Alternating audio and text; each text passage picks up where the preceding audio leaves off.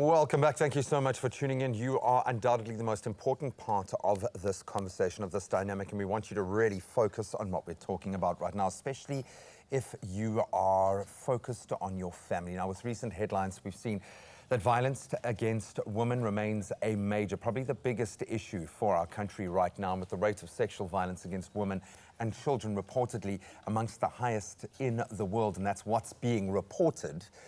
This morning, we are joined in the lounge by a good friend of ours, a family therapist and registered social worker, Kim Abrams, here to give us some advice on how parents can talk to their child about a very difficult topic, sexual harassment. This is vital. Kim, welcome. Absolutely. Thank you. I think part of what makes it so difficult, Kim, is the fact that ideally we wouldn't want to be raising our children in a society or a world where these kinds of things are prevalent. Exactly. But unfortunately, it is the reality, and we do want to keep our children safe. So when we talk about sexual harassment, just give us a brief description of what it is that we are talking about. Okay, so I try to link it a lot to bullying. This is unwanted behavior. It's not just about physical touching. So it's much more than that. Sexual harassment is unwanted behavior that is physical, verbal, or even non-verbal. So gestures or, making comments or, with your body and things like that. So it's unwanted behavior that a person is a victim of. That's having an impact. Yeah. Maybe a good place to start is to ask a question. I know that so few cases are actually reported that it's very difficult to know this, but from your perspective, your experience, how prevalent is sexual harassment, specifically when we focus on younger people, on girls and boys? I mean, the statistics are really scary. It's 1 in 4 girls would have been sexually assaulted or harassed before their 18th birthday. And we know that 1 in 6 boys, it's the same, would also have been sexually harassed or assaulted before their 18th birthday. But statistics often underreport because they rely on people coming forward and sharing their experiences. So we actually think it's much higher, perhaps 1 in 3 girls and 1 in 5 boys. Yeah. And what kind of psychological impact does this have on an individual who has experienced sexual harassment? So it's, the effects of it are long-standing. It's not something a child can get over even in adulthood. So the sense of shame and guilt that overcomes a child who's been a victim of sexual assault or harassment, it's long-standing. So we see that children, as they grow up into adulthood, will increase the likelihood of misusing substances, so drugs and alcohol. Suicidal rates increase, anxiety and depression increases, but it's the sense of guilt and shame that a child feels because they often don't know whether they were the cause of it or not. And we know that they're not, but children don't have that ability to separate themselves from the perpetrator.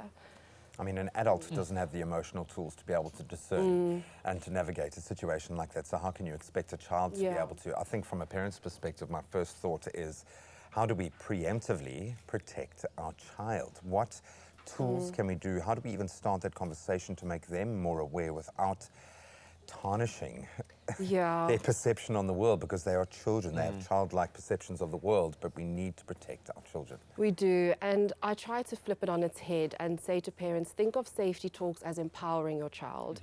You're not going to scare them. Well, your response and the way you share it might scare them, but think of it as you are going to empower your child, so you're going to teach them safety first. So from about 4 years old, your child should know, this is my body, no means no. This is not allowed. Yeah, and then as they become older, you start teaching them about consent. But the reality is that you're never too young to be a victim of sexual assault and harassment. So conversations need to start early and often. It's not a one-off conversation you're going to have with your child. This conversation has to carry on all the way through to their adolescence. Yeah.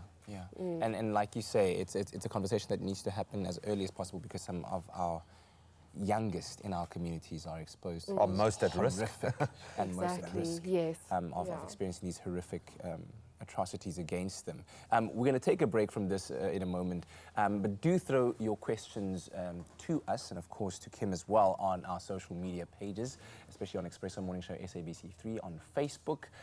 Maybe tell us how you are going about teaching your child about sexual harassment, teaching them how to recognize that their body is a part of them that they need to take ownership of, and how do they know the signs that they are being mistreated violated? How do you get them to speak to you? Because oftentimes I think that's one of the most difficult things. After Probably the something most has important. happened, the most important Yeah, things, next step, a yeah. child doesn't know how to speak to a parent or to a teacher to let them know that something has gone wrong. And this is why we are focusing on this today. And as Kim just aptly said, that some of the consequences going later on in life would result in something like suicide. And with today being World Suicide Awareness Day, these are things that we're trying to prevent that cause so many more problems in our society. So hit us up on Facebook and we'll connect with you very shortly. It's my feel-good breakfast show. Welcome back. This is your Feel Good Breakfast Show. It is a Tuesday morning, and thank you very, very much for joining us. So good to be in your company. Now, earlier on in the show this morning, family therapist and registered social worker Kim Abrams joined us on in the lounge to give us advice on how parents can talk to their child about sexual harassment. And we continue that very important conversation right now with her. And of course, we welcome all of your questions, which Kim will try to field as many as possible and hopefully engage with you also after the show, because this is a very, very important topic to talk about, especially in light of what's been happening in our country. Something that's been happening for a long time, but now, of course, has been put into the spotlight, and a chance for us as a country to self-correct. Yeah, To find a way in recalibrate, which yeah, we no, can completely. protect our women and children. And to have the conversation on a broader scale, have it within our families, as a parent to child, and as a child to parent. Yeah. We obviously make the association with young women, especially with girls. But I have to ask, when it comes to boys, you've mentioned a statistic, but how prevalent is sexual harassment when it comes to young boys, and does it carry a different kind of form? You likened it to bullying earlier in terms of its nature, and not necessarily something that's happening, a direct physical touch, but a behavioral pattern. How prevalent is sexual harassment within young boys specifically, and does it carry a different form, if that's a rational question? No, it is very prevalent. I think it's a myth to think that young boys or men can't be victims of sexual harassment or assault. They can, anybody can. This isn't necessarily such a gender-specific issue as it is a human issue. So, you know, we're in a society where we're raising boys, you know, don't cry, be strong, and, you know, you are in charge. So boys don't often feel able to come forward to report that they've been victims of it, because it's often linked to the messages we're instilling in them, and also linked to shame. So it's a myth to think that, you know, a boy can't be a boy is victim. safe. Yeah. Let's talk, I mean, for those who didn't watch earlier on, just re-emphasize again, when is the right time to start having that first conversation about sexual harassment?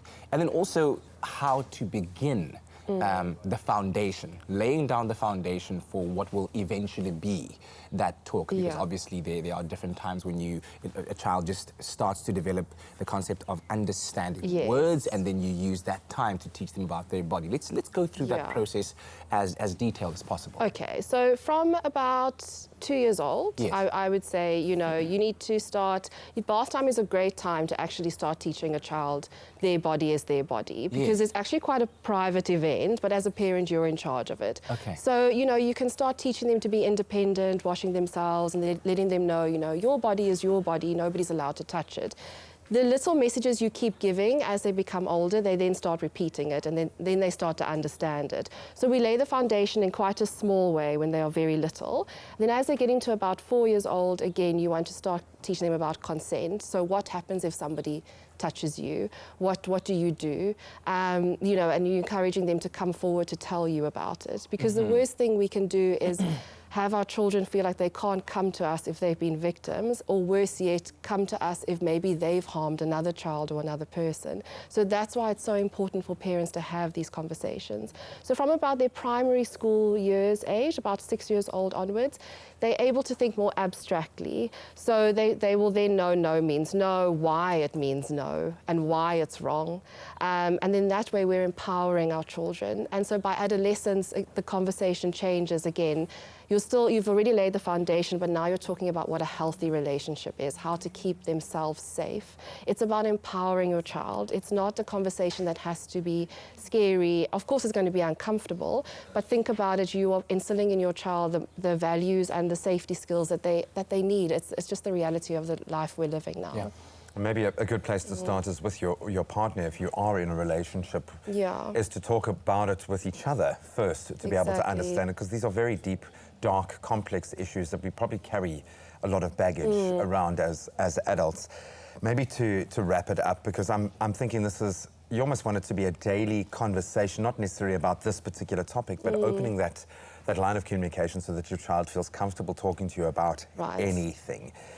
What final piece of advice do you have?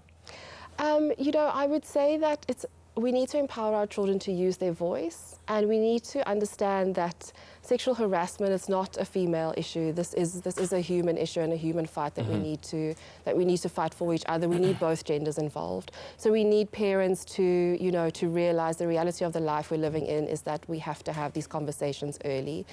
We want children to feel safe. We want them to know what to do when they're not feeling safe. We also want them to be able to speak up for others, especially, boys and girls. Yeah. That's some great advice, and thank you very much for helping us to unpack an otherwise very difficult topic and conversation to have. We know, and it occurs on so many different levels at home, and the need for us, as we said earlier on, given what's been happening in our country, what is prevalent throughout the world, and that's becoming more and more prevalent because the reports are coming in and we're finding out what the reality is on the ground. We need, as a country, to self-correct, to understand where it all emanates from. And of course, if you'd like to engage with Kim a little bit later on, you can do so on social media. Are you available to take questions on social media? Absolutely, here to help. So Excellent happy stuff. to answer questions and comments. Fantastic.